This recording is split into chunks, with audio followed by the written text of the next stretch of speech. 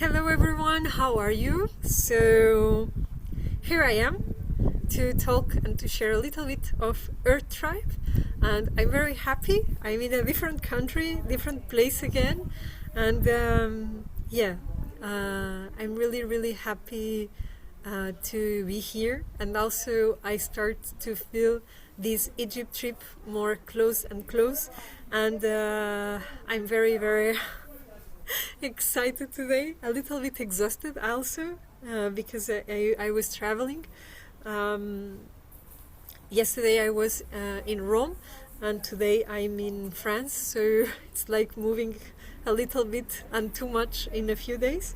But so why I'm doing these videos? Basically because I start to receive the call to bring and also to share some information about these archetypes that are 4 tribes related with the 4 elements, and for each tribe we will work with 3 guardian families. Basically these families, it's like if they are like keepers of energy related with each element.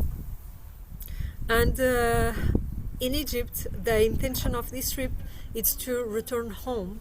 It's a kind of returning to the unity.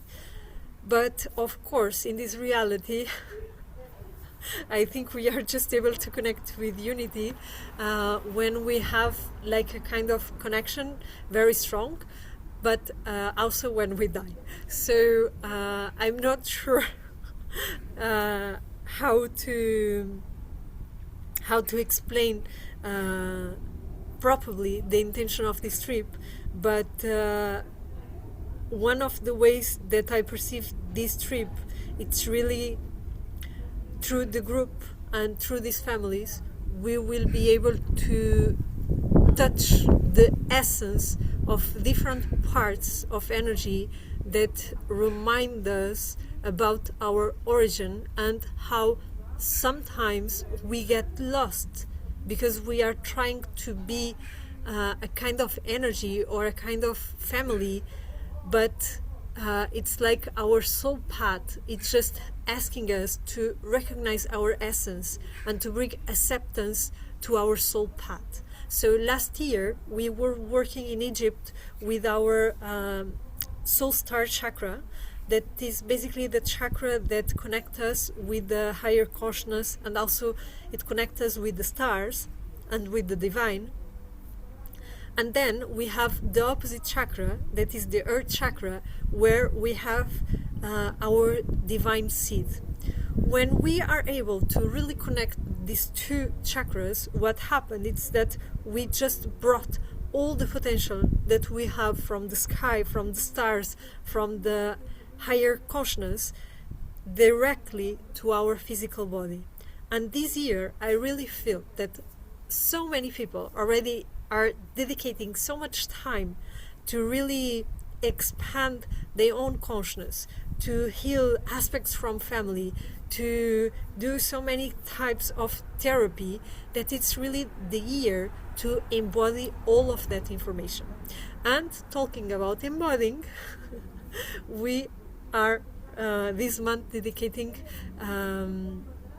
these videos that I'm doing in each week to really connect with that embodiment through this Earth Tribe.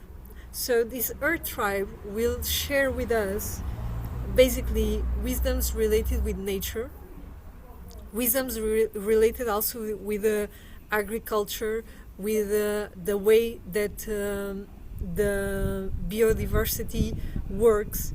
But it's very funny, and for me it was really a surprise because they are really talking about some kind of duality, the way that with our mind we can perceive this reality with like something amazing or something very terrific, and they are also talking a lot about time, about cycles, about the importance to go slow in some moments of our life, or even to slow down to really materialize things. And for me, it was really a surprise, and a very, very good surprise, because they are sharing a lot how we can comparate nature and the way that nature works with the way, or with some kind of vision about how we can create projects or even ideas and manifest that projects or that ideas or even like artwork through the example of nature. Okay, and in these examples, something that I was really delighted, it's they compare, for example, the seeds. When we are having some seeds to plant, they are comparing the seeds with intentions. And then when we put some seeds in earth, of course, maybe you already had this experience, sometimes some seeds, they really don't came out, they don't bloom, they nothing. It's like if they more or less die inside of the earth. So basically they call this process, where when the seeds are still inside of the earth and trying to germinate, and maybe some of them will germinate, maybe others no, they call this process all the time that you need to really write down some aspects, some things that you need. For example, if it's artwork, maybe you need some materials, or to put some time in your agenda to really do that. And it's like the planification, it's like the time that you really need to have to dedicate space and time to provide to these seeds the nutrition they need to germinate or not. Okay, and then of course in some projects, in some ideas, in some artworks, you will need also the water, the sun, the daylight, the correct temperature, and they call this everything that it's part of our dedication to take care of that project, idea, wherever. So this dedication, basically, it's the caring. For example, something they were sharing, it's like, and I have this. Sometimes when I'm creating my watercolors, I'm complaining. It's like, oh my God, this is not really symmetric. Oh my God. So this is not caring, okay? This is like creating some kind of weight into what I'm doing. It's like putting the vibration low. And when we really care about something, it's important to really dedicate some joy, some light energy, okay? And this doesn't mean that we need to really like everything that we do, but it's really important to have the awareness to understand which kind of energy are you putting in everything that you do, okay? And sometimes it's really about this energy that you put into things, or even the energy or the memory that some things and some actions reminds you, that make you don't like or don't have like passion or even the interest to really do. And I can say that, for example, cleaning the house, I really had a shift in my mindset, because one day I decided to clean the house with a very nice music. In my case, was like mantras, and I enjoyed so much that since that day, and this was a few years ago, since that day, it's like the party at home. It's like cleaning the house.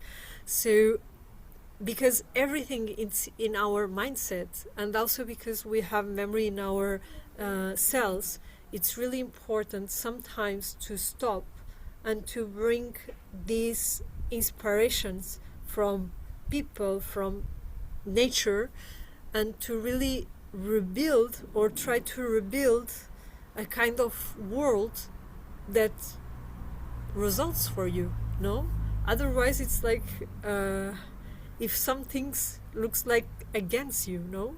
So I think when we really open respect to what makes sense for you, and when you really open space to say yes to the things that make sense for you, and you also start to open space to say no for the things that hurt you, that take your energy, that take your attention, you start to really have space, energy, and a full of creative energy inside of you that start to express your soul in this reality.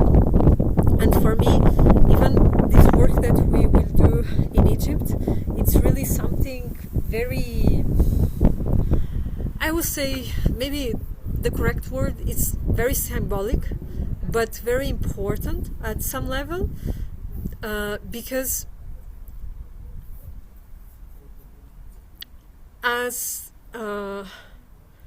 someone that works with soul dimension, that is my case, during some time I was really sad with people, you know, and even some days ago I was sharing with a new friend that was like a kind of pain in my ass every time that I was perceiving someone that have more or less an idea what is like the path that wants to do, but what this person is choosing every day, it's something related with the opposite of what she wants. Okay, so during these last years working with soul dimension, I start to realize that sometimes we prefer to suffer instead of step